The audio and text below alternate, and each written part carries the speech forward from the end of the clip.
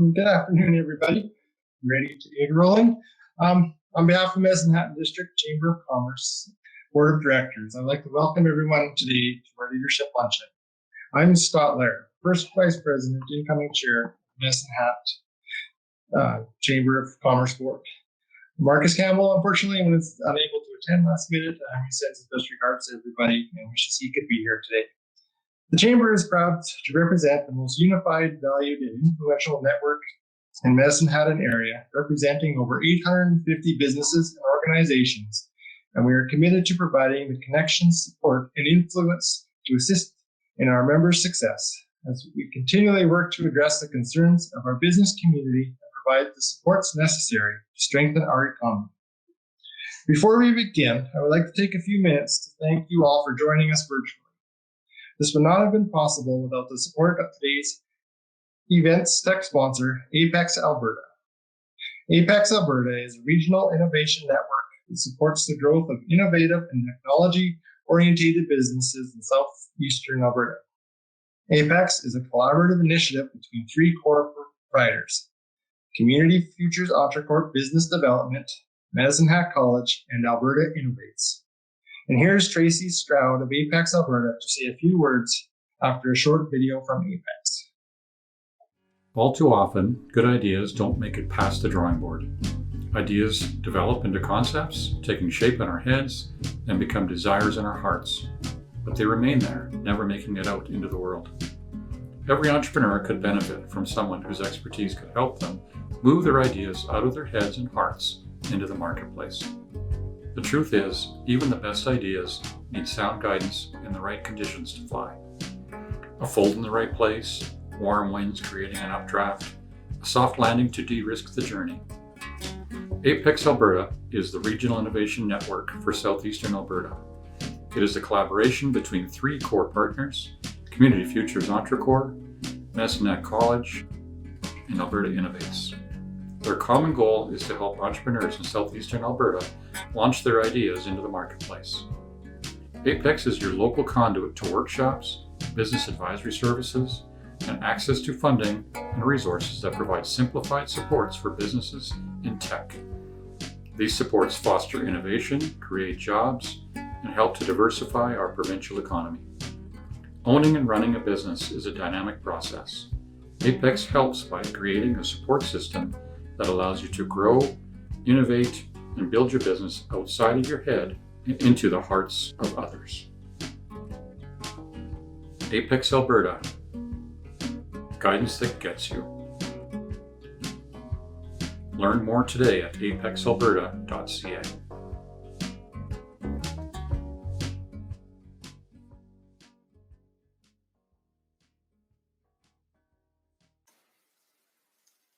Apex Alberta is proud to be the tech sponsor for the 2021 Leadership Luncheon. There is no doubt this past year has been challenging, and the term leadership has taken on new meaning. We are excited to work with all of our elected officials and community leaders to move past the pandemic towards the future. For us at Apex, this means supporting our businesses that are the change makers, the inventors, and the trailblazers. Our tech and knowledge-based companies that are diversifying our economy every day and creating jobs. And they are showing that it can be done right here in Southeast Alberta. We have been honored to feature some of these companies in our Apex Innovators to Watch series and provide training and support for all businesses across the region. We are very excited that our partner, Alberta Innovates, has announced 4 new business accelerators to help more tech companies and innovators get started and scale up. And that our partner, Medicine Hat College, has created many new training programs for the tech workforce of tomorrow. And that our partner, Community Futures Entrecorp, is providing the economic development programs to retain and expand businesses in Southeast Alberta in partnership with other economic development agencies across the region. But there is more work to be done. For us at Apex, we believe the way forward is through collaboration. Not only because our partners have been working together for over 10 years, but because we know that this is the best way to help local companies and communities. By moving forward together, we can make the best use of the assets that we have. We would love to tell you more about the Women Innovators Southeast, or WISE initiative we're working on getting more women into STEM and entrepreneurship, or the new Community Innovation Connector that will highlight the entire region's innovation assets. There are so many ways we feel we can partner, and we would love to tell you about it. But this event is not about us, it's about you. From all of us at Apex, thank you for being our leaders of today, and we look forward to working with you into the future. For more information, please connect with us at apexalberta.ca. Thank you. Thank you for that, Tracy. This past year has been a challenging one, and at times it has seemed overwhelming. As an organization, we have been inspired by the resilience shown by our business community and have ourselves readjusted our processes to support our community as effectively as possible. While some things have changed, our commitment to our mission and region has remained steadfast. Having conversations with leaders in our region is more critical now than ever before, as it will take a collective effort to ensure that our region recovers economically and finds opportunities for prosperity built on innovation and forward-thinking strategies. At this time, I would like to introduce your federal, provincial, municipal, and county representatives that will be addressing you here today. MP for Medicine Hat, Cardston Warner, Mr. Glen Motz. MLA for Cypress Medicine Hat, Mr. Drew Barnes. MLA for Brooks Medicine Hat, Mrs. Michaela Frey. Mayor for the City of Medicine Hat, Linnsie Clark. Mayor of the Town of Redcliffe, Dwight Kilpatrick. And Reeve for Cypress County, Mr. Dan Hamilton. All representatives were invited to join the conversation, and unfortunately, the CFB Base Commander, Lieutenant Colonel Stephen Burke, was unable to attend today due to prior engagements. Thank you all for joining us. I would also like to recognize the city councilors that have registered for this event. Darren Hirsch, Shia Sharps, Andy McGrogan, Cassie Hyder, Allison Van Dyke, and Ramona Robbins. Finally, I would also like to recognize my fellow directors on the Medicine Hat District Chamber of Commerce Board, Mark Keller and Stephen Pudwell. Thank you to everybody who's here. We will now move into our presentations for the afternoon. Each representative will have 5 minutes to provide remarks about their actions and priorities. Following all the presentations, we will open up the floor for a Q&A period. So please start thinking about your questions now, and remember to submit it via the Q&A function on the remote chat. Drew, if you are ready, we can now move on to you to start. That works. Okay, Scott, can you hear me? Yes, I can. Okay, wonderful. Thanks to everyone for being here, and Scott, thanks to you, thanks to the Chamber of Commerce and to Apex for hosting this event. I really appreciate the opportunity to listen, to learn, and to discuss a bit about my priorities. First of all, we've seen it again and again through the pandemic, through the last 20 months of extremely difficult times, how southeastern Alberta, how Medicine Hat pulls together in a way that no other areas and communities can, from our frontline workers to our public service providers. Hats off to all that you've done and all that will needed to be done to get us through this. So thank you for that. I've been focused for a long time on economic freedom, on individual opportunity, and on effective and efficient public programs. There's so many opportunities for Alberta to be the freest and the most prosperous place in all North America, and it's just a matter of to take risks, ability to work hard, things that our grandmothers and our grandfathers have shown us for years and years, and the opportunity to take advantage of the commodities and the structure that we have in place here. Again, I believe that Alberta should be the freest, most prosperous place in all North America. I have called consistently, when I was part of the UCP government, to eliminate the 2% small business tax for small businesses. This pandemic has hit every aspect of our society hard, so it's maybe unfair and wrong to single one out, But small business, the average small business, according to the CFIB, has taken on over 150,000 of new debt. If you're in the hospitality industry, that number is north of 200,000. In addition to getting the cost of utilities, the cost of and legal fees in shape, what a better opportunity to get our people feet back on the ground than to give them a tax break. Saskatchewan reduced their small business tax temporarily to zero. Manitoba's is permanently to zero. So that's an idea that the provincial government should look at. Before I come back to that, I want to talk a little bit about what we can do here in Medicine Hat. Our neighbor west, Lethbridge, has an organization called Team Lethbridge that for past 10 years, 20 organizations like the Home Builders, the Chamber of Commerce, the school boards, the groups like that have worked together to every second year go to Edmonton and tell the story about what their area needs, and it all affects. I would like to challenge everyone on this call to help me make that happen. In my 10 years, we've talked about it. We had some starts to it, but it never quite got off the ground. So what a better way to get to Edmonton and tell our decision makers in Edmonton the strengths and the benefits of Cypress County, a 40-mile county, Medicine Hat and Redcliffe, and to make that happen. I'd be happy and honored to work with anybody on that. Highway 41 South needs repair desperately. We saw with this little stop and start on our ski hill how important outdoor recreation is to our area. So help me join on getting some real money spent by the province on making Highway 41 South safer.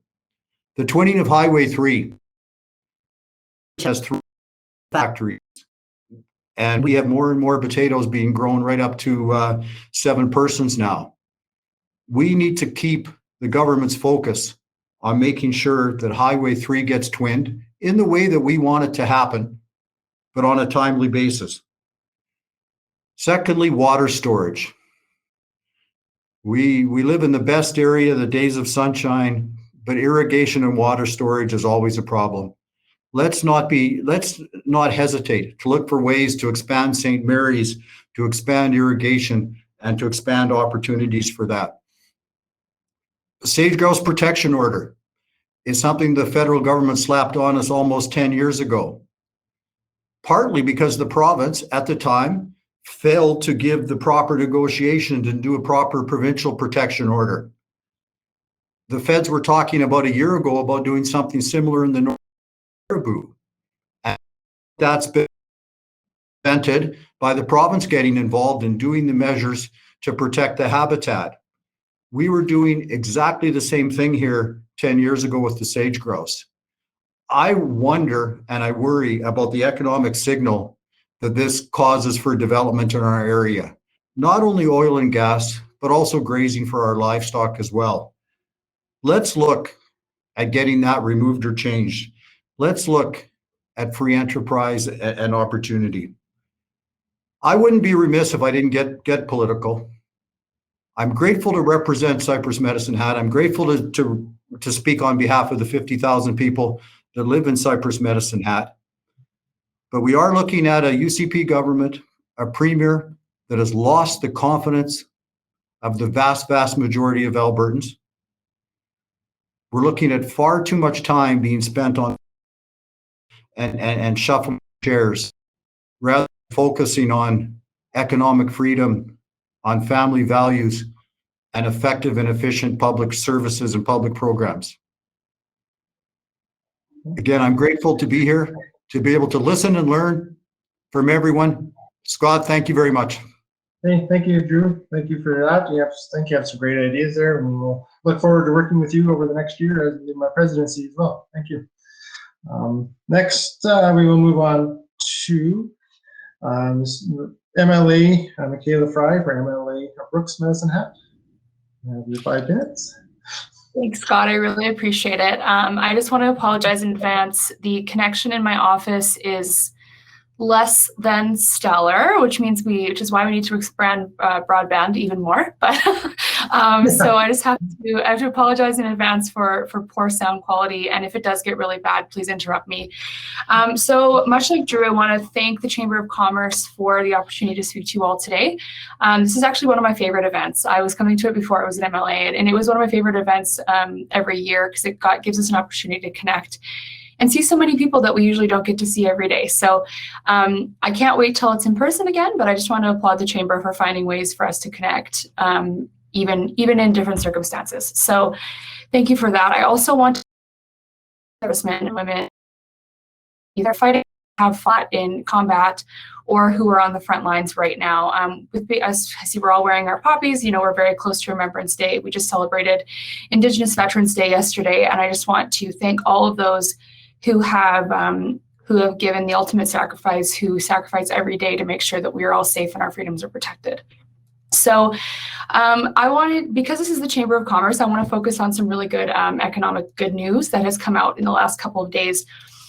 We know that Alberta's jobs numbers are actually showing that just in October, we are seeing an increase of 9,000 full-time new jobs.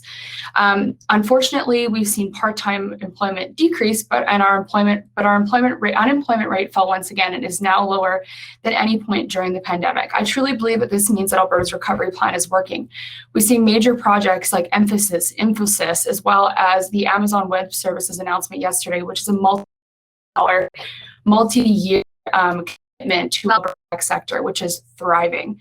Now, I know you all say, "Hey, Michaela, these are far from Medicine Hat. These investments are, not in Medicine Hat. So what's happening here?" Well, I just got off the phone with, or off Zoom with, I think actually very many of you who are here today, where we were speaking with the Minister of Agriculture and Rural Economic Development, the Honorable Nate Horner, about opportunities that are coming in the Southeast region here.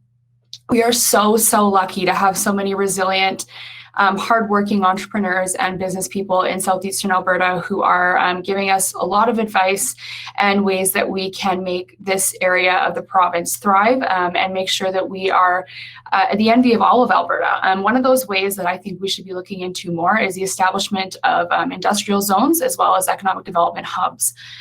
We see this in areas like the Heartland Economic Region, which is where a very large was announced, I guess, by Dow Chemicals. This is a polyethylene or an ethylene cracker that will help us to lower our greenhouse gas emissions, as well as meet our targets set out by the federal government.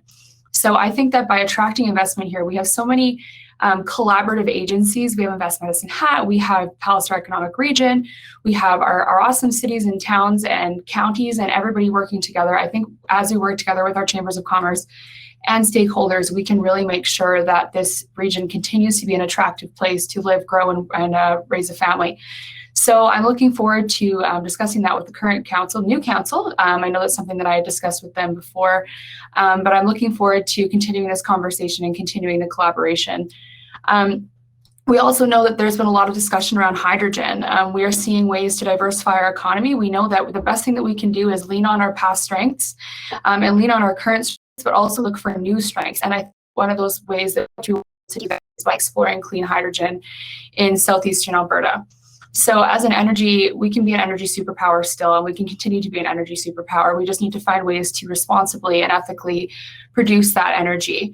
So finally, I want to speak about something that I think we would be lost without, and that is our agriculture industry. We have a fantastic and strong agriculture industry here in southeastern Alberta. When the going gets tough, when everything else shuts down, when everything seems to be going to hell in a handbasket, we have our agriculture industry to lean on, whether that's our greenhouses or our cow-calf producers or our ranchers or our grazing associations. We really have these guys to lean on. And without these guys and gals and their families and the investments that they're making into rural Alberta, we would really not have what we have today. So I wanted to just point out the major investments that have been made into irrigation that I really think that we need to expand on. So like MLA Barnes said, we have a huge opportunity here with water storage and being able to expand irrigation infrastructure. So we saw a commitment of $830 million between the province and the provincial government, or the provincial government and the federal government, rather, to expand irrigation infrastructure. And we see some of that money coming right here at home. So there was also another 133 million, I believe, announced not long ago to expand that capacity even further. So what I'd like to see come out of that is more water storage for those years that we are in drought. And that is in itself leads ourselves to be able to produce more and have more irrigated acres with less with using less of the same amount of water. So that's one of the really cool things that things like pipelines and advancements in agritech and agribusiness can bring to southeastern Alberta, and I hope that we can really be a part of that. Finally, I will out for the rest. I just want to say thank you again to Scott and the team at Medicine District Chamber, and to all of you for being here today. And I hope that we do take a moment this week to pause and think about our veterans, and maybe even take in a ceremony of remembrance for them. Yes, thank you very much for that. And your internet connection worked just fine. Good video. Actually, I had to drive into the chamber office today just to make sure I had good connection while I was doing this. So I have those issues. It's pretty shoddy around here, so I'm pretty excited that it worked. So that's good. It works. It's fine. So thank you for all that and all the work you do. And yeah, I look forward to working with you in the next year. Now we'd like to move on to our new mayor, Linnsie Clark, for the City of Medicine Hat, and hear what she has to say. Welcome.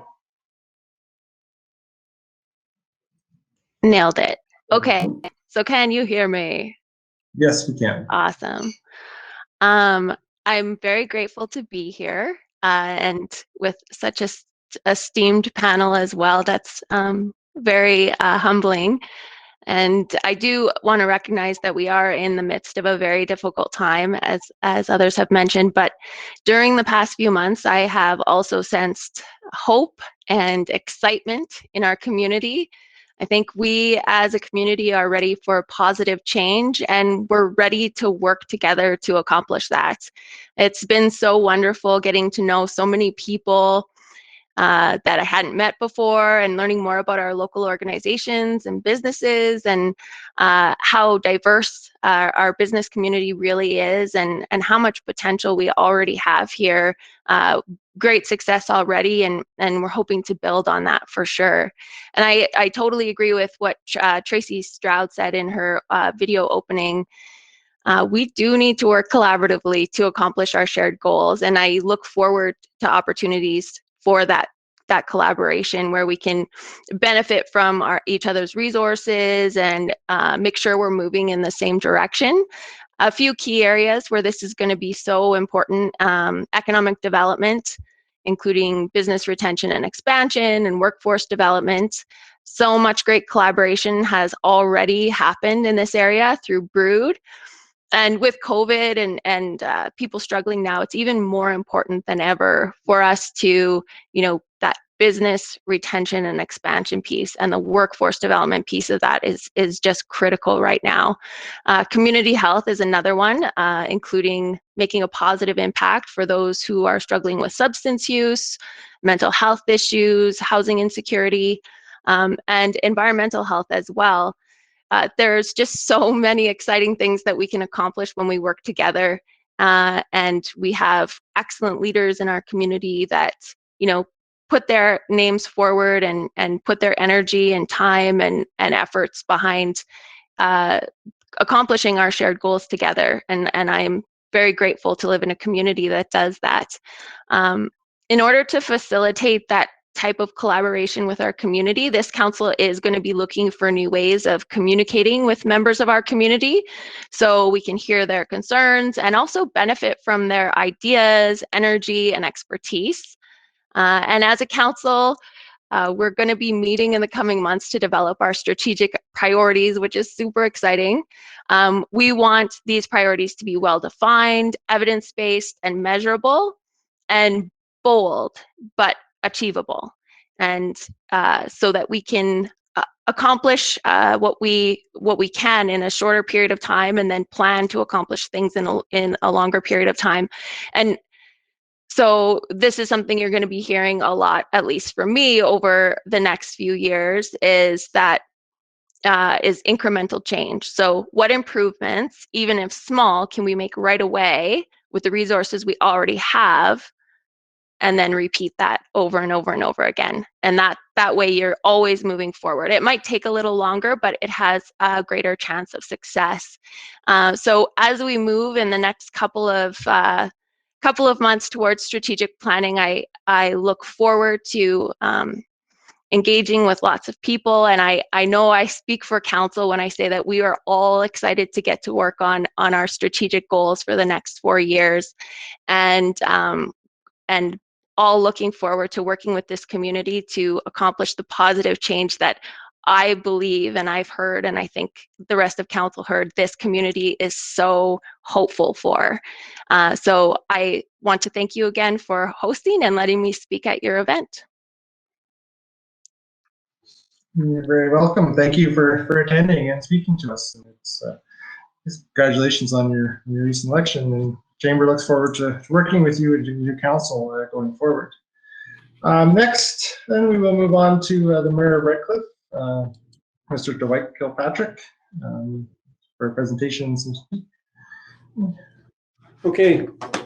Well, hopefully everything is working from our end too, and thank you to the Chamber and Apex, and welcome all people that are sitting today watching us. I guess I'd like to congratulate Linnsie and the new members of council in Medicine Hat, because that certainly is going to be a little bit of a change, and there's going to be a little bit of a learning curve, and it's great to see her enthusiasm, and maybe some of that will rub off on the whole region. So welcome to politics. And I guess for us, we've spent the last couple of years, because we didn't have one of these last year, working on basically upgrades through the town. We've tried to keep, following the rules of COVID is one thing, but we've tried to actually take and get some other projects on the go to take people's minds off of that. So we refurbished or rebuilt most of our recreational facilities in the last couple of years. We started with a rebuild of our water park, and then we started looking at all of our other facilities. And through all of that, we've worked our way through to, our tennis court and pickleball. We built 2 new courts, so we have new facilities there. We're having little pictures there. We've then moved on and revamped our memorial park. We've built the gazebos. We've put in a little Christmas tree that we're going to have a outdoor celebration later this month. I think the 26th, we're going to light it up. And unfortunately, it's not like a big tree right now. It's not Rockefeller tree by any stretch, but we hope it'll grow into be one. But it's a place where the community can come together. We installed a bunch of tables and places where people can visit. With the COVID times, nothing could really happen indoors, so we tried to make this park more of an outdoor meeting area than just what used to be a grassy area. So now there's places to sit, places to visit. We did rebuild the brand new basketball court in there too. From there, probably the most expensive project we did this year was our skate park, and that was a $500,000 project. $200,000, I believe, of that was gas tax fund, and then $100,000 was CFEP, and the rest was taxpayers of Redcliffe. And the kids, I'm sure, thank them every day, because they're out there using that facility every day. And I believe that to get people out, get them breathing fresh air, get them out of their house where there has been huge stress buildups with everybody at home and not a lot of things to do. I do believe the recreation area improvements that we've done in the town have been a place where mental health can be rejuvenated, and also all of these projects worked our local contractors, and hopefully they all benefited from those kind of projects too. Another project that opened this year was the brick park, and this was the work of the Sissons family and Jim Marshall. So we didn't even have anything to do with this except to actually be there for the official opening. And again, it tells the history of the brick plants. There was 3 of them in Red Cliff at one time there, and now it's what we've turned what was a brownfield into a park area with some history telling for it. The other things that we've done, and again, we've been working on for many years, is our infrastructure upgrades, and we've rebuilt out in East Side. We've upgraded and upsized a whole bunch of our sanitary mains, and we've put in a large, sorry, I lost the word, surge tank, and that hopefully will help our connection with the city so we don't have issues in the past when we have rain events and problems. The other things we've done is in cooperation with Cypress County. We have the joint landfill out there, and we've put in a new entrance, new roadways, new process for drop-offs, and we've also started with some federal funding, a composting area that hopefully will soon be in operation, and I believe that's close, well, it's probably getting closer to $3 million now to build that composting facility. But the landfill itself has been totally redone. The public no longer has to go down to the pits. We have places where they drop everything off and it gets hauled away by our own staff and stuff. So that's been a totally rebuild in conjunction with Cypress County. And then I guess we've, again with COVID, we had struggles with our ordinary events. All of our summer events got postponed till after July. So we did manage to get in our Red Cliff days a little bit later than usual, but at least people got to come out, do things together, get a little bit of community pride going again. And to my knowledge, we didn't cause a spike with that. We got lucky, and it still gets our people out. And it's been, again, 2 years since we've been able to do anything like that. Going forward, November is just a wonderful month because election just finished. So now everybody gets to start our budget and priority planning processes. So that basically after the convention next week is what our council is going to be doing into December. I don't think, at least with us, our changes were minor. We did welcome 2 new councillors into the fold, but I have to say that I'm lucky enough to have 4 existing councillors that know the process, and I don't think we will be going through anything earth-shattering. We're just boring, same old, and hopefully we will look forward to meeting and doing some more collaborative things with the city. I did sit on the intermunicipal committee, and it's going to be interesting to see the new faces, and also interesting to see how the communications are going to go forward. I do believe that anything happening in the region is a good thing for Red Cliff, Nesnat, or Cypress County. I'm not out there trying to cherry pick anything.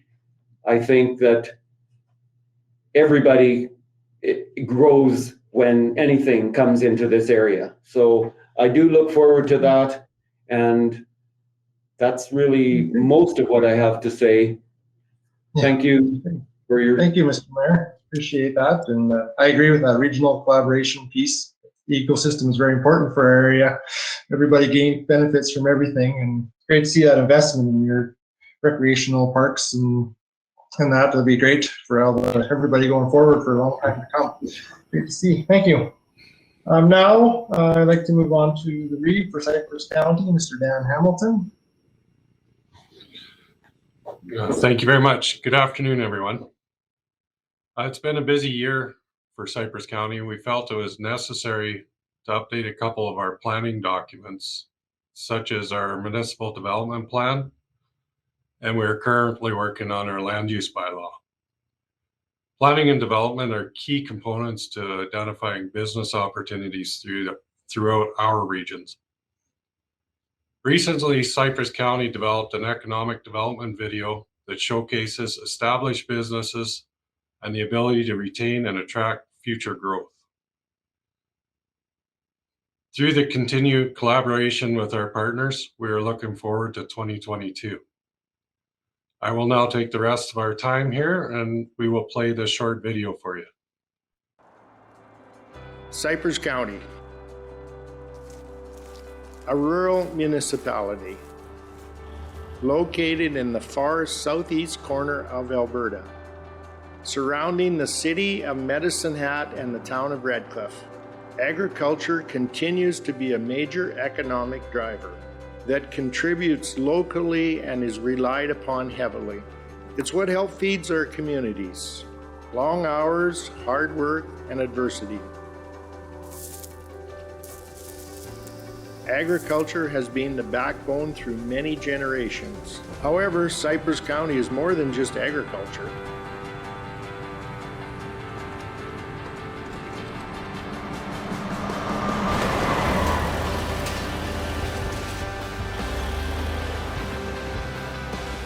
There is a diverse sector of both commercial and industrial businesses that chose to make Cypress County their business home.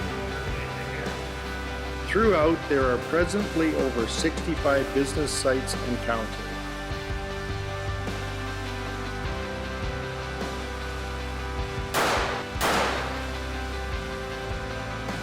Established businesses that continue to thrive and grow.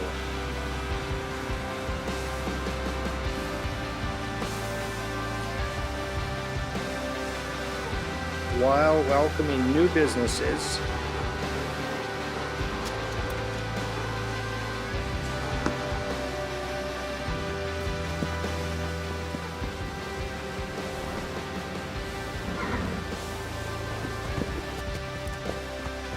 through thoughtful governance and strategic planning, Cypress County Council continues to create an attractive and desirable business climate in its hamlets and rural areas. Just as the agricultural sector is vital to our food supply, so are the rest of the county's businesses that provide a variety of services that support the community and the region. Take a look at Cypress County, or maybe take a second look. We're sure you'll like what you see.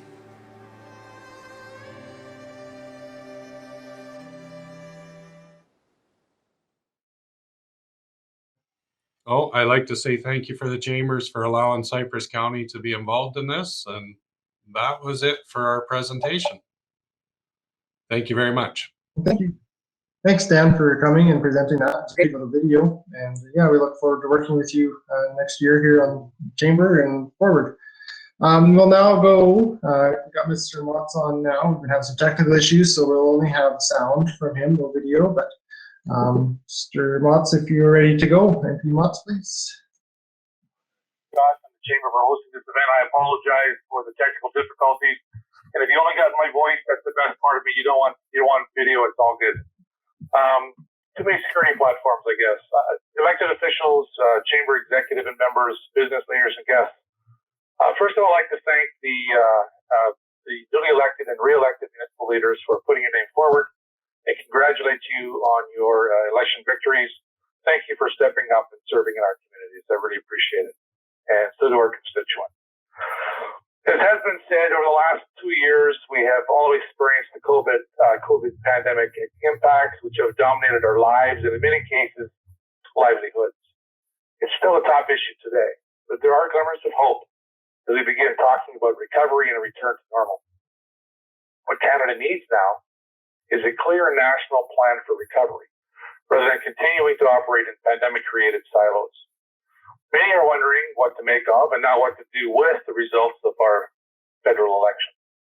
A Liberal activist cabinet that is openly hostile to arguably one of Canada's largest economic contributors to national prosperity, does create significant challenges moving forward. But it also represents and presents unique opportunities. I'll explain that in a minute. Plus, the recent news of a possible Liberal-NDP coalition creates even more uncertainty and division for us in the West. Like all of Canada, this region needs certainty in an economic recovery plan.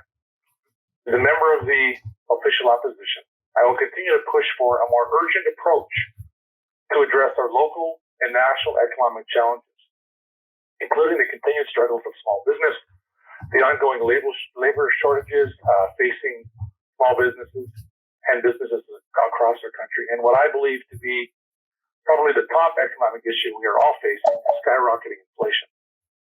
As you know, Canada's inflation rate is at the highest point since 2003, with the cost of living up 4.4% compared to a year ago, with some expecting that to even be higher by year end. If interest rates rise before incomes catch up to home price growth, there's a prediction that Canada could experience a catastrophic housing crash. I wish there was more of an optimistic near-term economic outlook, but there are consequences to reckless government spending, quantitative easing, or what we would commonly call printing money to cover out-of-control spending, and massive debt. Having said that, I will continue to advocate for regional priorities, which include our environmentally responsible energy sector, the importance of agriculture and the agri-food industry, which includes reviving previous legislation that died on the order paper, which would see the carbon tax eliminated on agricultural fuels like propane and natural gas, ensuring infrastructure projects in the region are considered for federal funding, pushing for a real plan to address and improve interprovincial trade, as well as growing hostility and international trade barriers. We need to focus on growing public safety concerns, plus the need to deal with the growing community crisis that Canada is facing. We also must not forget and continue, we all experience this region and nationally both an addiction and a mental health crisis. And this reality impacts all of our society, and it must be approached as the health issue that it really is. I believe that we all have a responsibility to explore the opportunities that this region has before it, to properly position ourselves for the future. What I'm referring to specifically is the unique opportunity Medicine Hat has to pursue carbon capture, utilization, and storage, along with developing a regional hydrogen hub. I would encourage the new Medicine Hat Council to continue what the previous council started and leverage our region's expertise, industry partnerships, resources, and energy infrastructure. This is a huge opportunity for growth and jobs that will help secure an economic foundation for this community and the region's viability for the next 50 years and beyond. This project proposal also fits well with the province's goal to make Alberta the leading producer of global hydrogen by 2030. As mentioned previously, the current Liberal Resource and Environment Minister's activist agendas have created the perfect opportunity for Medicine Hat to present their CCUS and hydrogen hub vision and challenge these ministers to put taxpayer money where their ideological mouth is when it comes to cutting carbon emissions. When Medicine Hat, the industry partners, are ready to present their vision to the federal government, I will vigorously advocate directly with the ministers responsible and their department, with a view to secure significant federal subsidies to make this vision a reality. Friends, we ignore these tremendous opportunities at our own peril. Thank you for the invitation again to share with you today. I look forward to your questions, and I apologize for the technical difficulties. Well, thank you, Mr. Motz, for joining us, and sorry for our end too on the technical difficulties, yourself and everybody. Hope everyone heard that all right. Thank you, Mr. Motz, for your work you do advocating for us in Ottawa. With that concludes all of our presentations. I'd like to say thank you to all the presenters and for all the work you all do. There's lots of reason for optimism and opportunity in our area, and the more we can all work together as a group, the better off our community and area will be. So thank you, everybody. We'll now move on to some Q&A. Lisa Kowalchuk, Executive Director of the Chamber of Commerce, will join us on the virtual stage and ask the questions that have been submitted in the chat. And once asked, presenters, please try to keep 2 minutes or less for your response. We have about half an hour left before the event is over, so we'll get through as many questions as we can. Over to you, Lisa. Thank you, Scott. I feel like I have split personalities today. I'm switching pictures and names and coordinating. So Glen is joining me in my office today. So Glen, I'll have you stay on, but know that you're on live with me. So if you say anything in the phone, that will broadcast out to our participants as well. Noted. Thank you. So thank you to all of our speakers, and thank you to everybody for bearing with us through our technical difficulties. I know 19 months into this, we feel that we should have all of this figured out, and there's still a few glitches that we run into every now and again. So thank you to each of our elected representatives. We know that it takes courage and tenacity and resilience and strength to run in any elected position. And we thank you for your insights today. The first question I'll pose to our MP, Glen Motz. I know you spoke briefly about this in your opening remarks, but what are some of the priorities that you're going to be emphasizing, and how will you ensure that the voice of Albertans, and particularly those within your constituency, are heard in Ottawa? Thank you, Lisa. Great question. As always, I think people get the impression that the animosity and hostility that occurs in question period is what happens all the time. That isn't the reality. There are relationships that are built across various party lines. And as I have done over the last 5 years, I will continue to do build relationships with those ministers that have impact on decision making, that deal with the issues that our riding is facing. And we'll continue to do so. I've had many meetings, and I continue to do so, and I have some scheduled in the months to come that will deal with some of the issues that I mentioned today on the agriculture and agri-food industry, and some of the legislation that my colleague Larry McGuire out of Manitoba presented on exempting some farm fuels from the carbon tax, ensuring that our environmental friendly industry and energy sector is properly addressed and is given the opportunity to innovate and celebrate our innovation to meet the environmental targets that we're facing.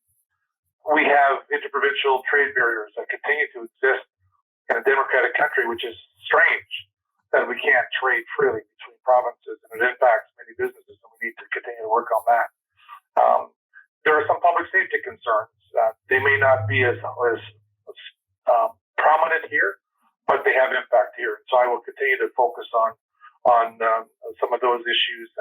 And I think we have a unity crisis. Some people think that it's east versus west or urban versus rural, and the pandemic has really brought some of this to the forefront. And I'm concerned about where this goes and how the discourse has become concerning, and people can't express themselves. We can't debate without hating each other, and I think that's problematic. And one of the things that I really want to focus on, and I think that all of us need to see and hear and feel the difference, is our addiction and mental health crisis. It is not just a Medicine Hat or a Medicine Hat Carson Warner crisis. It is a crisis across this country. And it can't be one off. It is a health issue. Mental health is a health issue. Addiction is a health issue. And so we need to be all in the same boat on how we deal with that. And so developing relationships with our shadow critics, as well as the critics from the other parties, and working together to making something happen with our provincial counterparts is a step that we need to do. And like I said, it impacts all of our society economically, and certainly the well-being of others. So that's some of the responsibilities that I will continue to advocate for in that position. Thanks. Great. Thank you, MP Motz. There's some questions starting to stream through our Q&A portion, so I'll go to our Q&A. This question is likely for each of our municipal elected leaders. So Mayor Clark, Mayor Kilpatrick and Reeve Hamilton.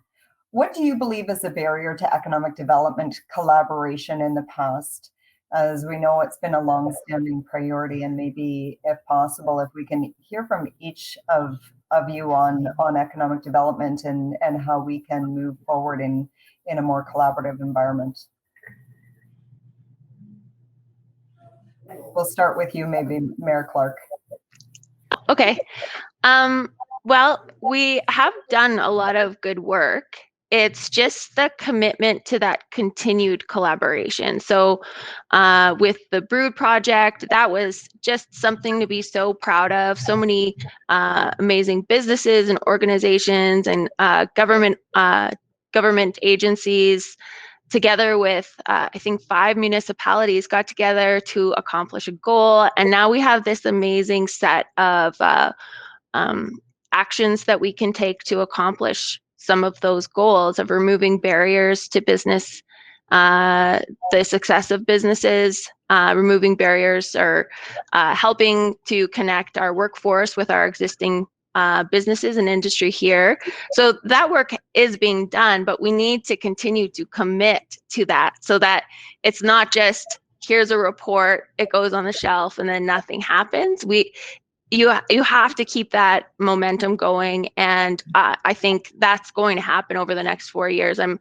I'm confident that in the next year, or the next election, people will be saying continue collaboration and not that we didn't collaborate. So I'm looking for, it's so exciting to see what Red Cliff has going on and the county, and I'm sure it extends beyond that. So many great things happening already, and as others pointed out, we need to think as a region and make sure that we're enabling each other's success and working together for that success. And I'm very confident that we will do that. Thank you, Mayor Clark. Mayor Kilpatrick, we maybe hear from you next. Well, okay, I don't want to really sit and give all my opinions, because sometimes my opinions are a little blunt for public ears. I think over the years, we do fracture a little bit. There are some times when there's been some island protection, and also there's a whole bunch of groups all vying and trying to maintain and improve and develop new economic resources, and the chamber is one of them, and obviously the 3 municipalities are another, and then even Entrecourt and all these, they're all the college, they're all trying different things, and to bring them all together, and it's been tried before, it creates a huge group. And when you get those huge groups, it's hard to stay focused, to get good consensus. And as far as how we're all going to go, I do believe that together as a region, we're better, but it's never going to be perfect. Truly, it doesn't matter how well we share resources, there's still going to be, everybody does have a backyard, and most people love to see tax growth. You know, I wouldn't want to, point a finger at Dan for stealing, and he's laughing, but for taking businesses right out of Medicine Hat out to Cypress County, but that happens. On the other hand, there's also been businesses move in. So it is not a perfect world. And yes, we all would prefer growth in our own communities, but we still, as a whole, have to look at, we all are in this together. And I think a big problem is even our region is still relatively small. There's, 80,000 people in this region. Even to bring in Brooks, there's another 15,000 there. We're still small. Like Lethbridge has 2 roads and 100,000 people right in the city. Mr.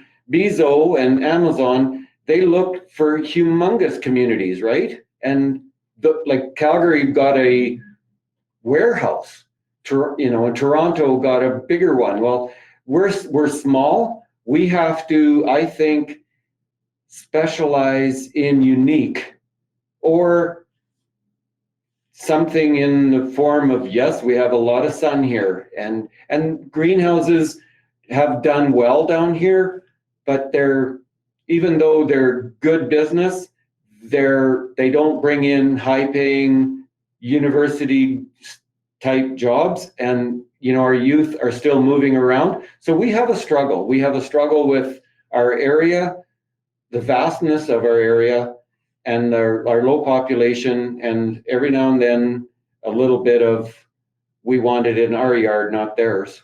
So there's no one thing I think that is a barrier, but we do need to work better together. Great, thank you so much. And Reeve Hamilton, I'll turn it over to you for your thoughts and comments. Thank you, Lisa. Well, I concur with both mayors on a lot of the statements there. Dwight was a little harsh on Cypress County's stealing stuff there, but that's okay. We know how Dwight operates with that. But we are moving forward with the ICFs. That's what we need to keep moving forward with, and collaborate on some infrastructure, and the businesses will come. We have the opportunities here. Cypress County's got a vast area for development. We have the number one, we have rail. We are set up, and as a team and as a region, I believe we can start bringing in some new business. We don't have to take from each other. We can bring in something from even other country if we could. We have the ability to do it here. Thank you. Excellent. Thank you so much. I think we have time for one more question, and I'll direct this question to both our MLAs. It's on mental health, and very much health is typically a provincial priority. But what are some of the actions currently being taken or can be done to continue to address growing issues around mental health and wellness? And maybe we'll start with MLA Frey. I have to make sure I'm saying it right. It is fry, yeah, fry like a French fry. But I appreciate the question, Lisa. More fully, I would say that this is one of those things that we can do building off the other questions. So this is part of our collaborative speaking with one voice kind of opportunity that we have, I think, as a region, is to go up to Edmonton and even to Ottawa and really advocate for those things at which we need the most. What I see down here, and I mean, throughout the pandemic, it's really been, there's been a spotlight on it. I mean, not for very good reasons, but is that we really need more resources for mental health and addictions within the southeast corner of the province.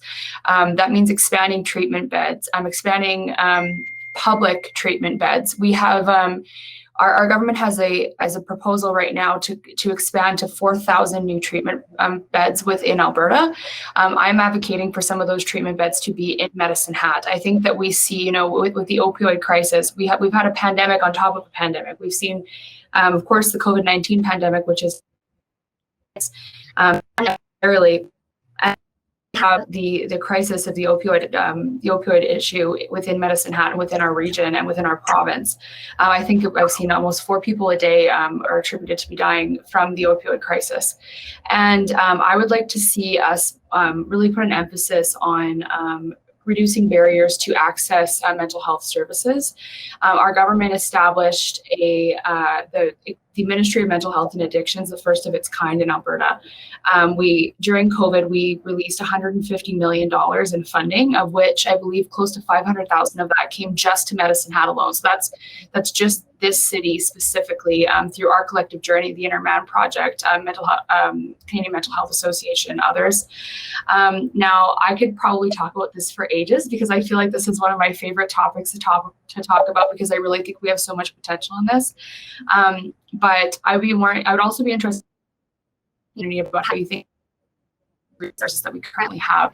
So I guess this is a plug for you to send my office any ideas as far as building our capacity in mental health and addictions resources. But I would also say that there is going to be some exciting things coming from Edmonton on this front. And I would just encourage you to stay tuned because I can't announce them, but I will be taking part in interesting initiative that's never been done in the province before. Great, thank you so much. And MLA Barnes, if you want to chime in as well. Yeah, Lisa, I'll just add a couple things. MLA Frey answered so much of that question so well. I would just add a couple things. First of all, I prefer not to see it coming from Edmonton. I prefer to see local decision making. We've seen, how the 10 or 15 years since Alberta Health Services was centralized out of Edmonton, how that's took away our local voice, how that's taken away our ability for our great healthcare workers and social workers to do things on a more immediate basis. Let's make sure that everything that happens, or as much as possible, is driven locally and meets the needs locally of our citizens here in southeastern Alberta. As MP Motz was talking about, a potential economic crisis, I want to turn that around differently. Canada has had crisis for a long time. We outsource and to Asia, and now we're on the edge of an economic crisis, not only federally with all this debt and money printing, but when you talk to local families who can't afford gas, how a trip to the grocery store is so expensive now. This is an opportunity for Cypress County, for 40 Mile County, Redcliffe and Medicine Hat to do what we've done for 100 years. Work hard, take some risk, use our economic advantages of sunshine, of natural gas, of our position on the Trans-Canada Highway, as Reeve Hamilton mentioned. And that too will go a long way to end the migration of population out of Alberta, to give families and people hope, to give them opportunity, and to let them fully engage in a productive life. Let's give Albertans and Southeastern on a local basis. Thank you. Thank you, MLA Barnes. Perhaps a question for each of you, because there's been some interest in terms of Team Medicine Hat. There's been lots of conversation about collaboration and ensuring that our voices are heard locally, provincially, and federally. We've heard each of you speak about the opportunity to work together. I guess my question to each of our elected representatives, including you, MP Motz, is what is your interest in looking at that concept, whether it's Team Lethbridge? I certainly know that there's similar models in Lloydminster and Grand Prairie, and different models around the province that I'm aware of through our chamber network. But what is the interest from our elected leaders to sit down, have a conversation about that particular model and to discuss some of the key priorities as a region? And maybe Glen, because I have you on the phone with me, I'll get your perspective on that first, and then we'll move to each of our municipal leaders as well as our MLAs. Thank you, Lisa. It's a great question and a great, a great conversation that needs to be had. Yeah, and I think, Dwight touched on it briefly. We independently, as communities, as municipalities, have gone after business, sometimes at the sake of another municipality. And I think we lose sight of the regional impact of some of these, some of our decisions and processes. And I believe that there is great value in collaboration and approaching, whether it be provincial government or federal government, in a collaborative team approach, because there are, my riding is different from where we're at in Medicine Hat here to the west, completely different. And so regional issues are significant and need to be addressed in that way. And I certainly would support any sort of collaborative effort in that way from municipal leaders as well as business. I think there has been some, organizations in the past, I think the Palliser Economic Triangle and others, who have, who do this, and I think it's a step in the right direction. And you always have more of a credible voice when you speak with a region as opposed to I'm representing an organization or I'm representing a municipality or whatever it might be. And I think that has credibility, that this has a whole region impact and it sets up for more success. Great, thank you. I'll maybe move to Mayor Clark. I know you turned your video off, but if you're able to hop back on, and then I will queue up Mayor Kilpatrick and Reeve Hamilton, and then we'll go to MLA Barnes and MLA Frey. Yeah, I don't know what more can be said. It's really just a matter of recognizing that we all have different resources, skills, abilities, perspectives, and that's valuable. Like from a city perspective versus what powers we have even, and what our jurisdiction is versus an MLA or an MP. It's different, and that's why it's really essential to work together. But at the same time, there are barriers to working together. Sometimes just time.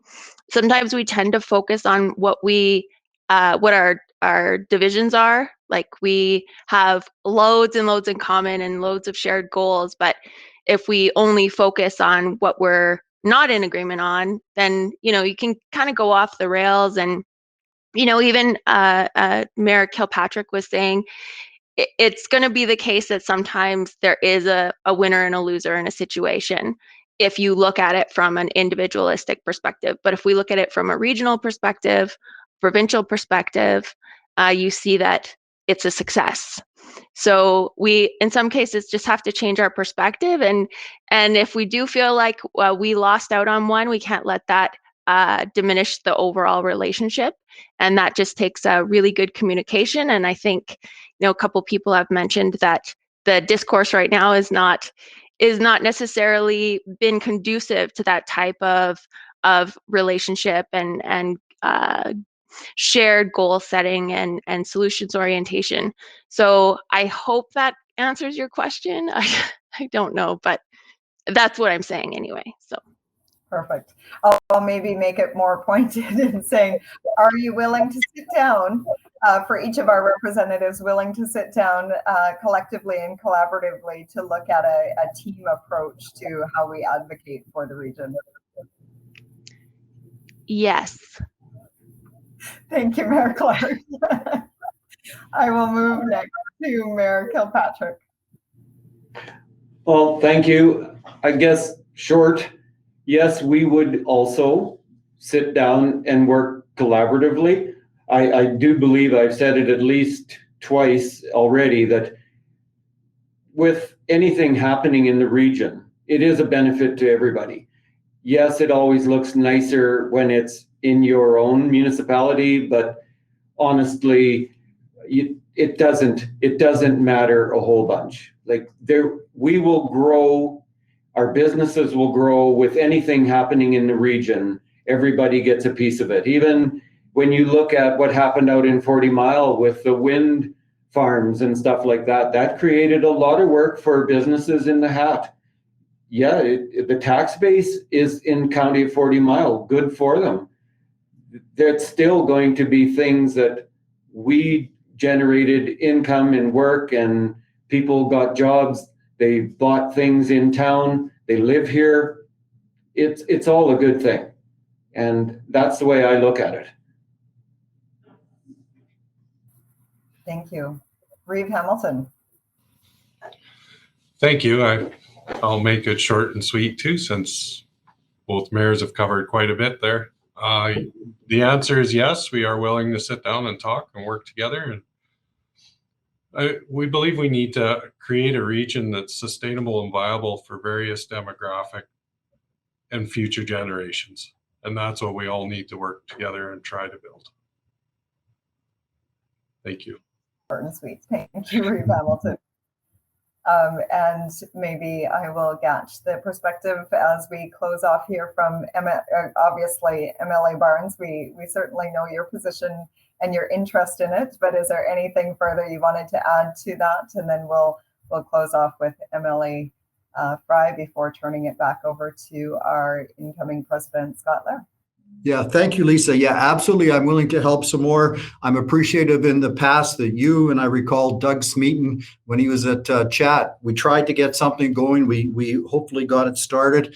But friends, there's a huge amount of awareness that we have to increase. It so often happens to me in Edmonton. People just don't understand Medicine Hat in the southeastern part of the province. They're not aware of the things that challenges us. When they hear that, that Methanex has to, and other manufacturers have to load things up to Calgary, where it gets on a train and goes back the other way right by us again, as an example, people have no idea about the cost and the distribution problems. When it comes to, our slogan of all hell for abasement, sometimes the issues that we have, acquiring enough natural gas, they just don't know. So anything we can do in Edmonton to raise awareness of our opportunities and our challenges is very, very crucial. Let's not forget that the provincial government spends $60 billion a year and directs a big part of our economy and our social programs. So let's do what we can to raise awareness. Thank you.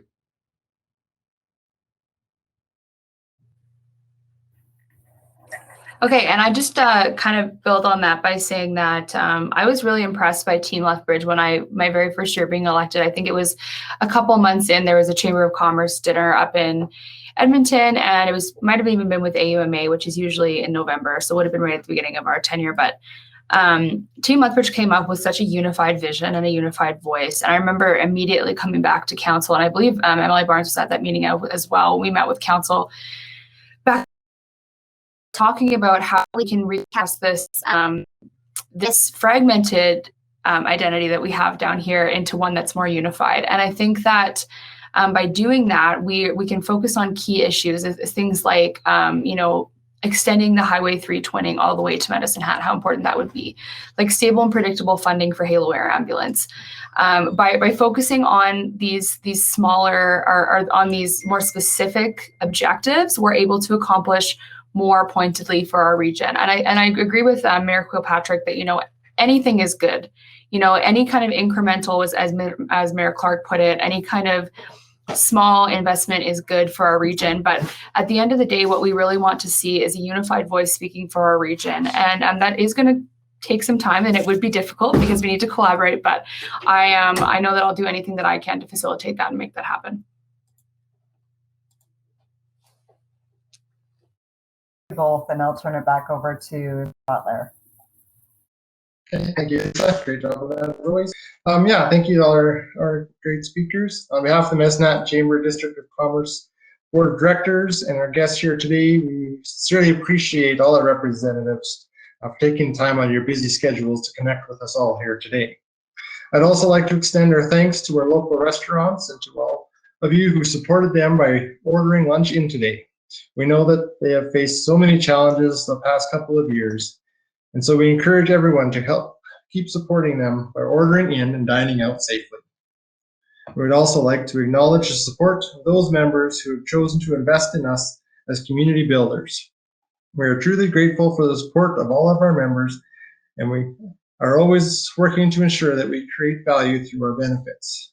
If you are interested in learning about the different investment opportunities that we offer, including our community builder membership, make sure to reach out to Selena Simmons at membership@medicinehatchamber.com. For those of you that would like to review the information from today, the Chamber will be sharing the event recording to all of our registered guests tomorrow afternoon. The recording will also be made publicly available on our YouTube channel and will be rebroadcast on Shaw sometime next week. Please check your local listings for the air times. This concludes our leadership luncheon today.